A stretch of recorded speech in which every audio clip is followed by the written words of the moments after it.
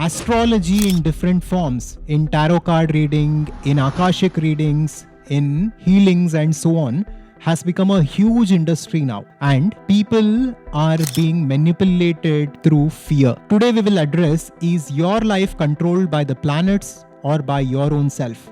Many are told that planets decide their fate, but Vedanta teaches something very different.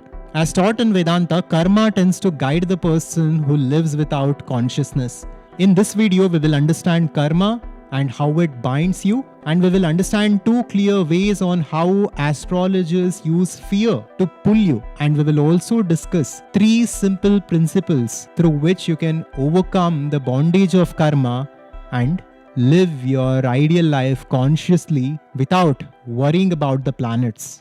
Let's first start with why so many people seek astrologers when they are in trouble. With this, let's come to the first point, which is about how fear fuels this industry.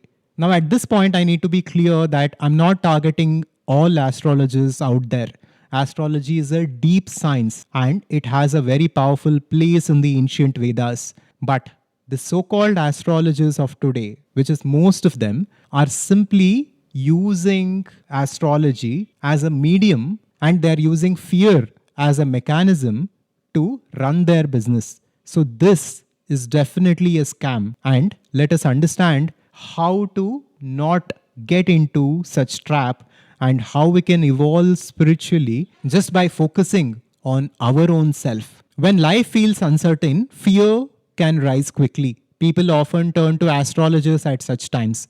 A big problem, a sudden loss, or a coming change makes them want answers. They want to know what will happen next. In that tense moment, the mind whispers, what if something goes wrong? A consultation with an astrologer, with a tarot card reader, with an Akashic reader, etc., at that point in time, makes sense for us to understand what is happening and what we can do next. For example, you might hear an astrologer say, bad times are coming up for you. You need to do this remedy, you need to perform this ritual, otherwise you will face certain consequences. Sometimes it may be, if you don't act now, you will miss a big chance. These words feel personal, as if they describe your life exactly. But all of these predictions, all of these readings, all of these consultations rest on one idea, that your life is already predestined and you need to follow a certain advice from an external source in order to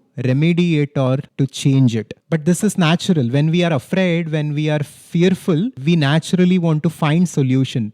We need to hold on to something, and that is why we find astrologers. That is why we find healers and readers who can guide us. First, there is a promise of certainty. Someone telling you that this will happen will give you a sense of stability within you. Second, there are step-by-step remedies that keep you returning. This cycle can take your time, money, and energy.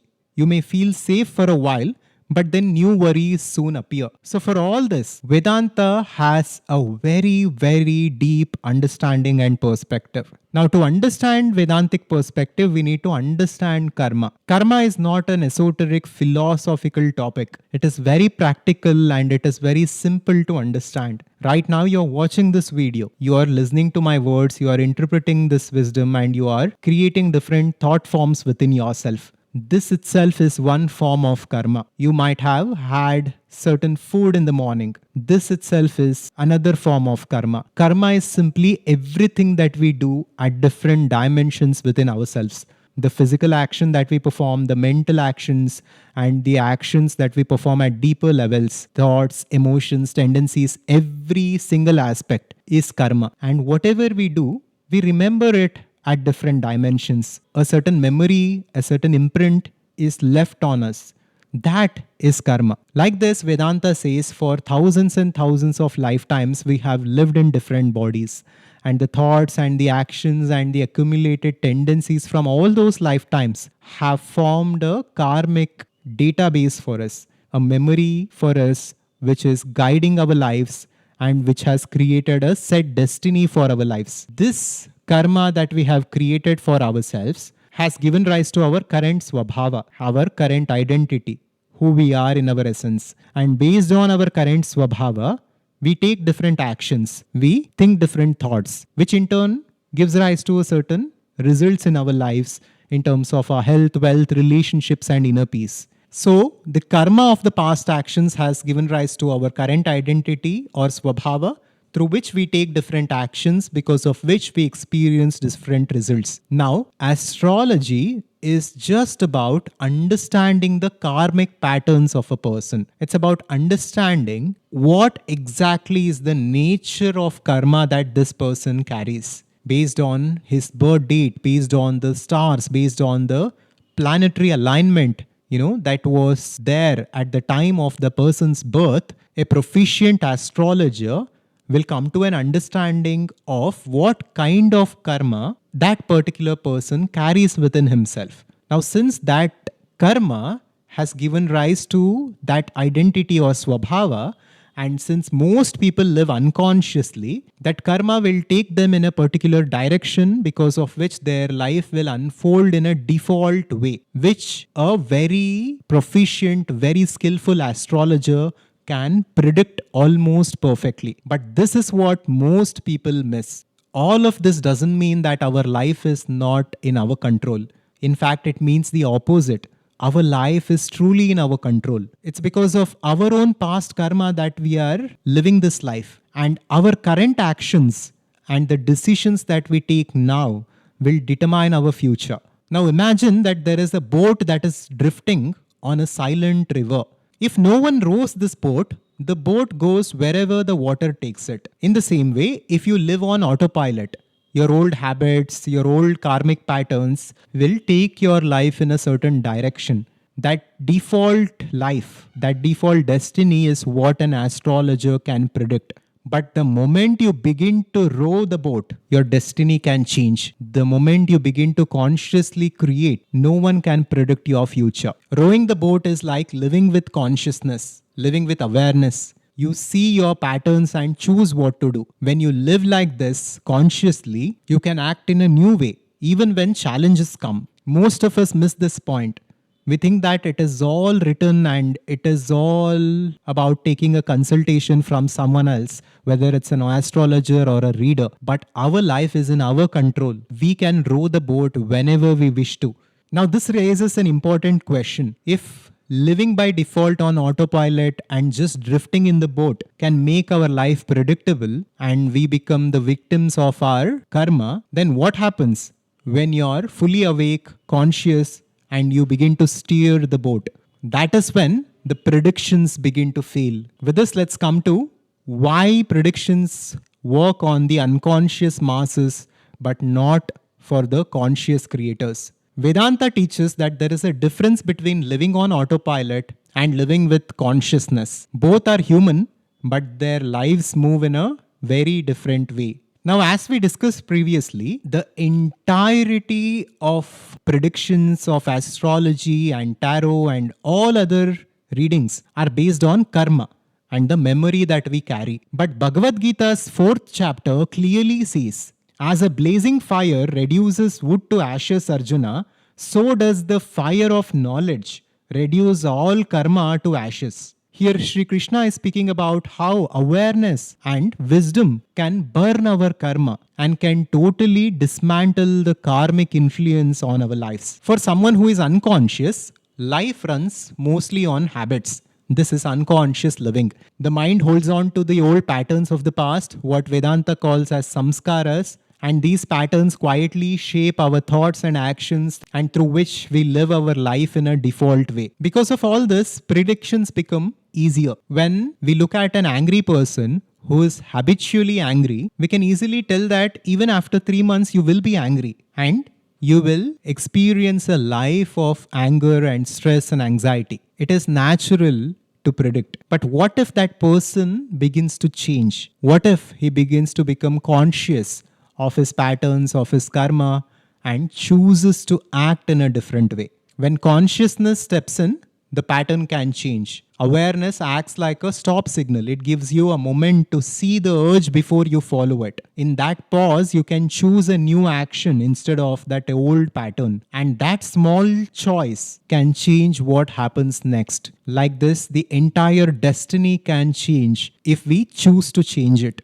On this, again, Bhagavad Gita's second chapter says, acting with detachment frees us from karmic bondage and it breaks the endless cycle of samsara, of birth and rebirth. Here, Krishna says that by acting in the present moment, without being attached to the outcomes of our action, we can be free from the bondage of karma. We can create consciously. So, again, at this level, predictions do not work. Spiritual evolution, as per Vedanta, is simply this. It is about breaking our identity, breaking our old patterns, breaking our limiting beliefs, and waking up to who we are beyond karma. The more closer we get to that infinite consciousness, the infinite potential that is within us, the less astrology can predict our lives, the less karma has its hold on our life. An awakened person is not driven only by the pull of the past. They watch the mind and the body and act fresh in each moment. They do what is necessary, not what they are conditioned to do. You can actually begin to practice this in your life. Whenever a situation unfolds and when things do not go according to your plan, immediately do not react to it. Just pause, take a moment, maybe take a deep breath and become conscious. Then think about what is the best thing that you can do in that situation and begin to act from a place of consciousness. This simple shift can change everything in your life and you can be the creator of your destiny. With this, let's come to the third part, which is about becoming the conscious creators of our own destiny. Here it is important to understand a powerful verse from the ancient Brihadaranyaka Upanishad. It states, you are what your deep driving desire is. As your desire is, so is your will. As your will is, so is your deed. As your deed is, so is your destiny. So your destiny is self-created through desires, will and deeds. And when we are unconscious of it, we are not in control. We are letting the past tendencies carry forward our life. But the moment we become conscious of our desires and decide whether to hold on to it or to let them go, then again, we become the creators of our destiny. Most astrologers thrive on your fear. Your fear is their advantage. They talk about bad planets, doshas, and things that invoke fear within you. But again, the Brihadaranyaka Upanishad says, Dvitiyadvai bhayam bhavati, which means fear only emerges from duality. Only when we see separation in this world, when we see duality in this world, fear emerges. There is no fear in unity. When we begin to see through consciousness, when we become more conscious, and when we begin to see oneness in all, how can we be fearful? So begin to transcend fear by understanding that you are infinite within yourself. You are beyond the body and mind, and at that level, everything is one with you.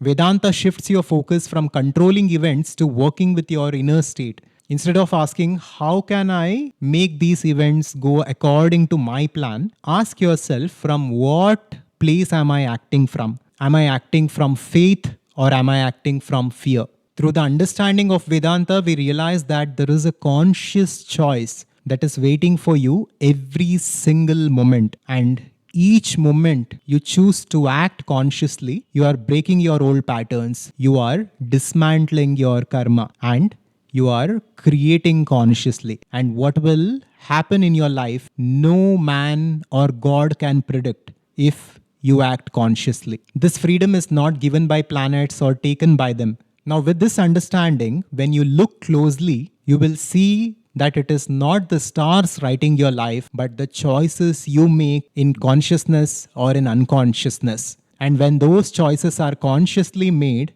the pull of the past loses its strength. So basically, through conscious choices, you become a conscious creator and you become the controller of your destiny. And with unconscious choices, you become a victim of your destiny. You also become a victim of fear and you become gullible by all these people who use your fear to their advantage. So while typical astrologers monetize your fear, Vedanta asks you to let go of your karma and live consciously, to live a life of true freedom and fulfillment, unattached with anything. And ultimately just realize that you are the infinite consciousness in your essence. Tattvamasi. You are beyond all of this. And your goal should just be to understand it and assimilate it and live from that place where nothing can influence you, nothing can touch you, and nothing can move you. Next, check out this important video that we had made on karma